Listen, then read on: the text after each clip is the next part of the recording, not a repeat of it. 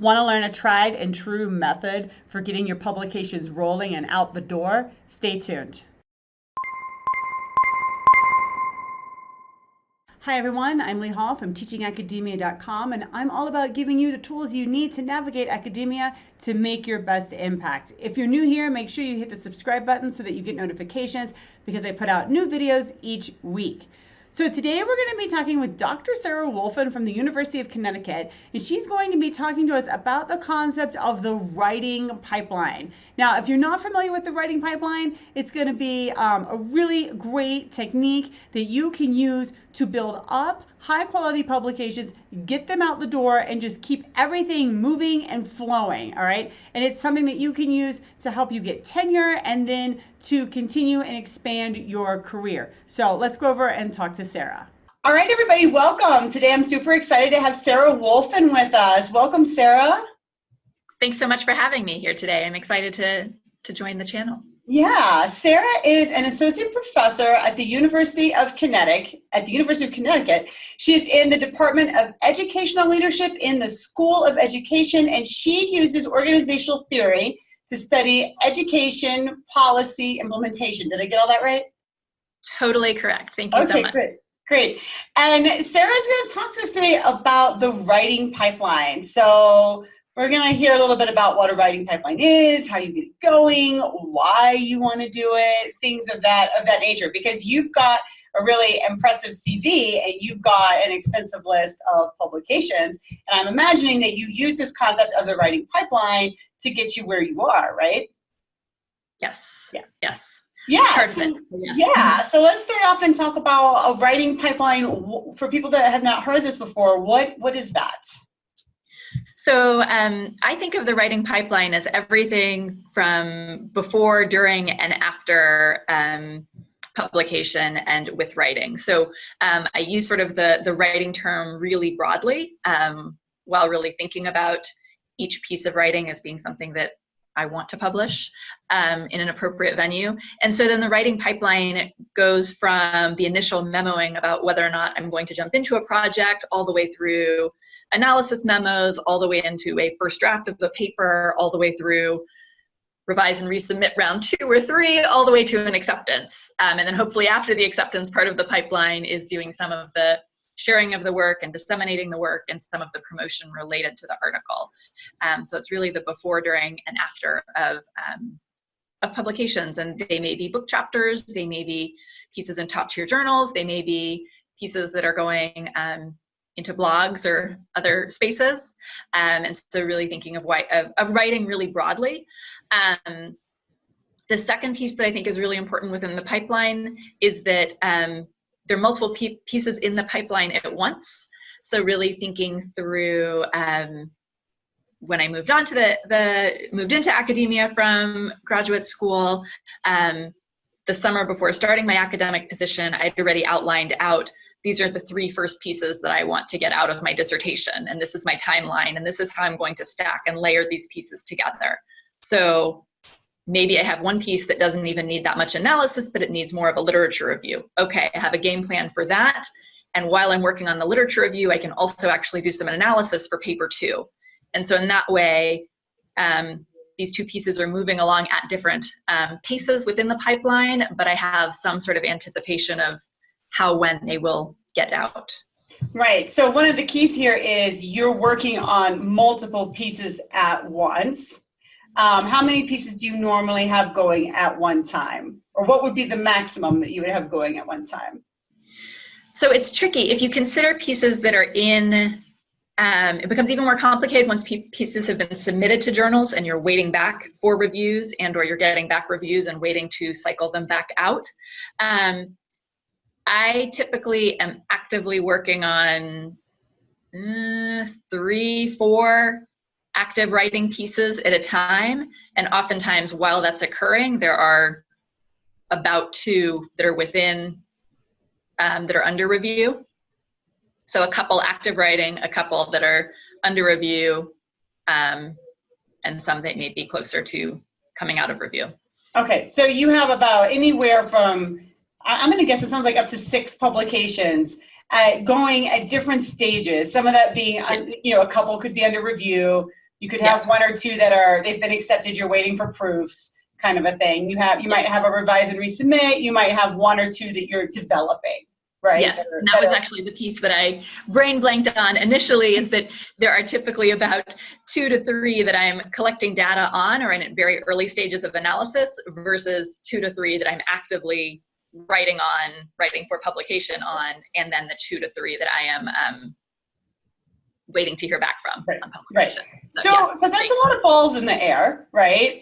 Somebody that's just getting started might think, whoa, I can't do that. How do you manage that? How do you stay organized so that you keep making steady progress and meet deadlines that need to be met, particularly for revise and resubmits and that sort of thing?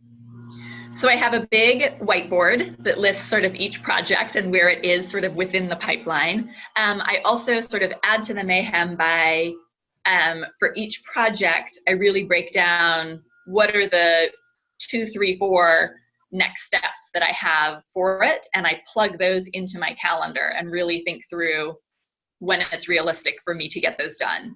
And so then it could be set, for example, tomorrow morning, I know that I have a 1.5 hour writing block where I am set working on this one proposal for this one project. And that's my to-do list for that 1.5 hour writing block. And it's been set because in the bigger picture, that's going to get me in the right spot so that by the end of June, I can send it back to collaborators and be in a good position with it. And then similarly, I might work on a different project later in the week or early next week, set out several work blocks, again, to get me in a good place for a deadline that might be a month from now or so. And so part of it is not sort of waiting till the week before the deadline and doing absolutely everything for the one piece that's in the pipeline, but really sort of doing that backwards mapping of what needs to happen before then.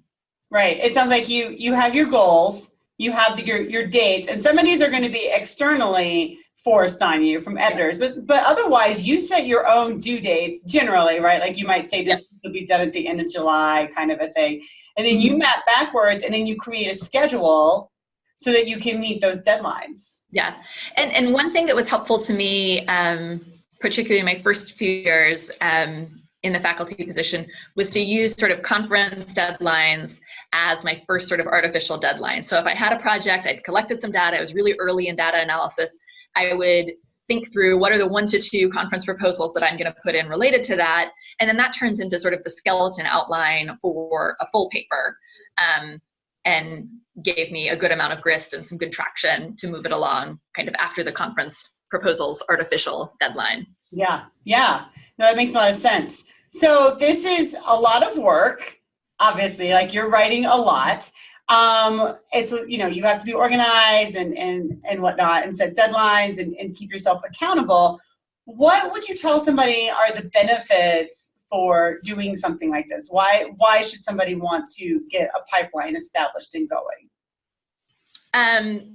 Well, I do think it keeps you from trying to do everything the week before or the month before, which is sort of in the end an impossibility within academia, particularly when you're balancing it with teaching and service and many other obligations.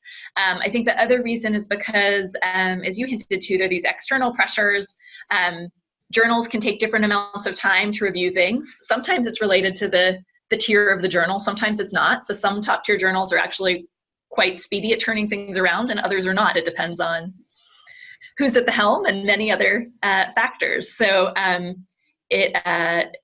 beyond kind of protecting you, it also just puts you in a better position where you are not sort of waiting for others or at the whim of others to decide on the pacing.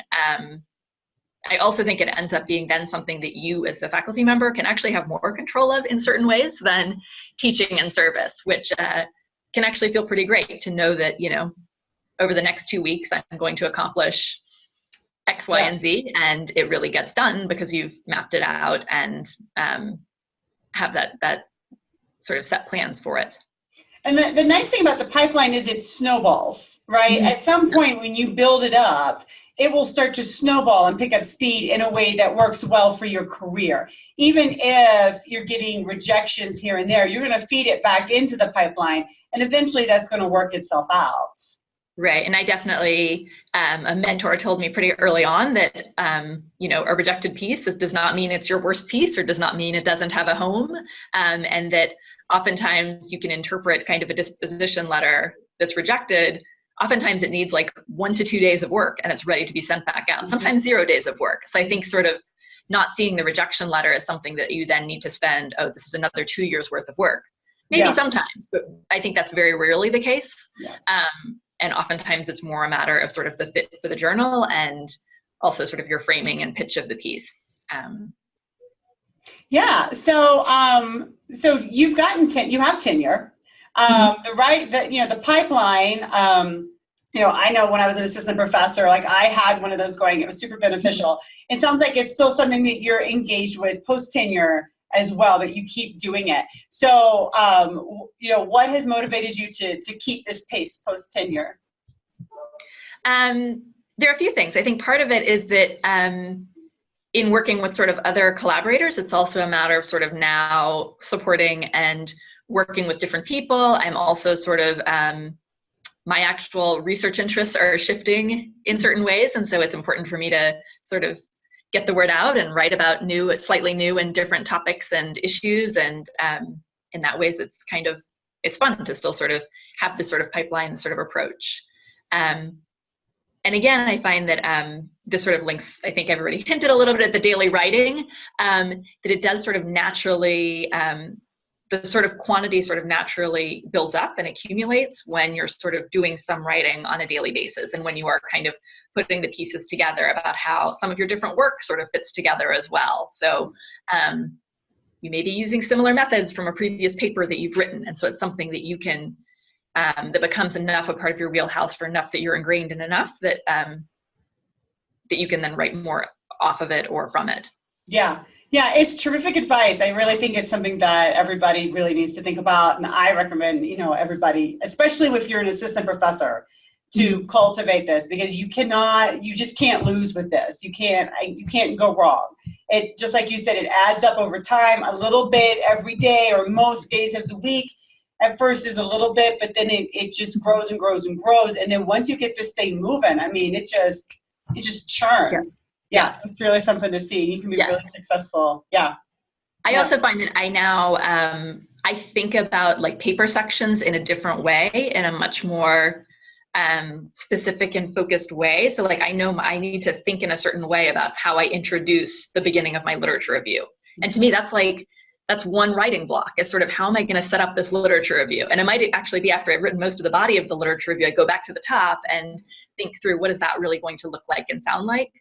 And it used to be that I would like want to sit down and just write the whole lit review at once. And now I'm sort of noticing all these sort of kind of nuances within it and am able to sort of tackle a chunk at a time. And I think through the daily writing really lets you do that and encourages you to do that. And in a way kind of teaches you to do it that way. It sounds like in addition to all the other benefits that you mentioned, right? Like a benefit that might not be super obvious to people at the beginning is, as you keep doing this level of writing and this frequency over time, you are going to really refine your own writer's craft. You're going to learn more about the writing process, but you're going to learn about yourself as a writer and how you personally need to attend to things, how you personally need to block out and chunk things in your schedule. Yeah. All right. Well, thank you so much, Sarah, for coming on and talking with us about the, how to make a pipeline. It's really great information. I think it's something that everybody needs to hear, and assistant professors especially need to hear, or doctoral students especially need to hear, because you can start this as a doctoral student. It might be a little clunky because you back and forth with a dissertation and classes and all of that stuff, but it's a mindset that you can start working towards and building up to launch as an assistant professor. Yes. No, thank you so much for listening. And thank you. Yeah, thanks. All right, so hopefully you learned a little bit about the writer's pipeline, what it is, its benefits, and how it can be useful to you in terms of launching and maintaining your career. So head on down to the comment section right now and let's chat. What questions do you have about developing a writer's pipeline? What experiences do you have with it? Share your questions, experiences, so that we can help each other out as we move forward with our academic journeys.